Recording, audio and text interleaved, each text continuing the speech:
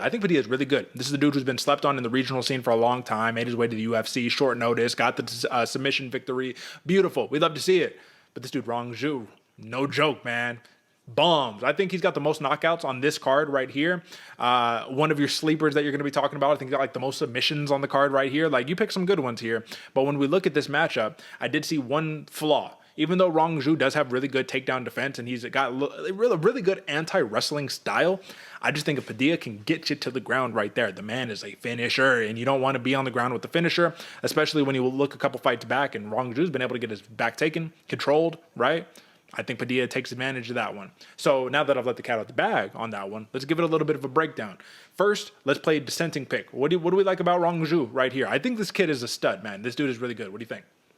I like the way that Rongzhu is able to control distance, Derek. Very snappy jabs, and he'll play it at a distance too. He'll keep you at the end of it, and then when you're not expecting, he hits you with a very long right hand. I love the striking of this guy, and especially the counters that Rongzhu is able to have. His timing and his distance management in the counter game is beautiful, man. On point, and I also like him because he likes to play the game, man. He's a little bit of a showman. He'll smile at you. He'll get you a little animated in there, all to get the fight to where he wants to go. I like him a little bit more of a striker, but he is well-rounded, even though you're saying I see it, man. Gets his back taken.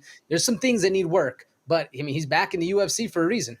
That's right. Exactly. Back in the UFC, had to go do some work, come back and do the thing, right? Which is like respect. That's what you love to see. It's really just a matter of the talent level that you were fighting, right? You know, you fought some guys, right? But were they UFC guys? And I'm not saying Chris Padilla is some established UFC veteran, because he's not. He's still got a lot to prove himself. But again, this is someone who I've been really high on just from like a regional perspective. So if you look at Padilla, the man's got some losses, bro. He went on a 3-fight losing streak, got one back, lost again. But if you look at his last 4, 2 knockouts, 2 submissions, one of those comes in the UFC against James Yontop, who AJ, people don't see it yet, and maybe I'm going to be completely dead wrong on this one, but I'm going to tell you guys right now, I think that Yontop is his name. I think that victory for Chris Padilla is going to age so well over the long term. I think Yontop is going to be such a good fighter. Padilla already got the victory, the finish over him. That goes to show what the new crop of fighters are looking like. So through and through, let's talk some numbers right here. Opening odds, Rongzhu, he was a favorite, -175 plus 130. I shouldn't say was a favorite because he's a massive favorite now here, AJ. -245 favorite, plus 200 comeback for Chris Padilla. So again, this was my flyer right here. I see the odds are swelling, but we need to take a look at one, which is the 1.5 round over under. -175 for the over, plus 145 for the under. I have a feeling that under might come into play. What do you think? Really? The under, you said it was plus what for the under, Derek? Plus 145.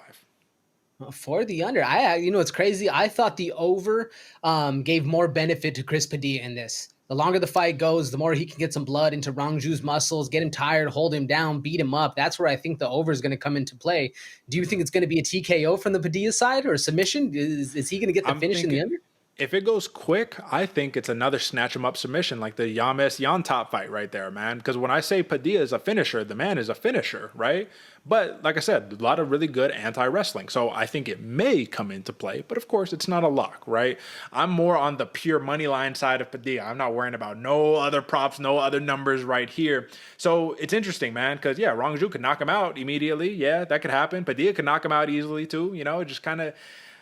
If this fight plays out over the course of 15 minutes, and this fight played out 10 times, we're going to do it again. Like, who gets the rub right here?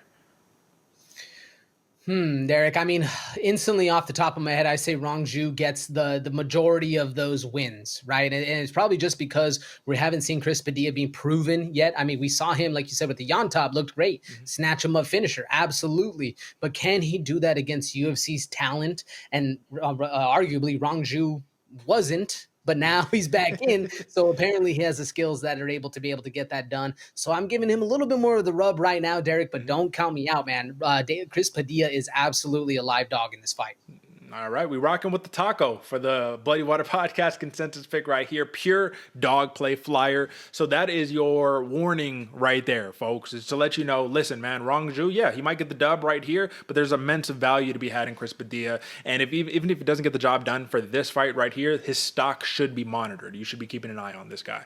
So with that being said, consensus pick, Chris Taco Padilla. That is your main card breakdown, folks.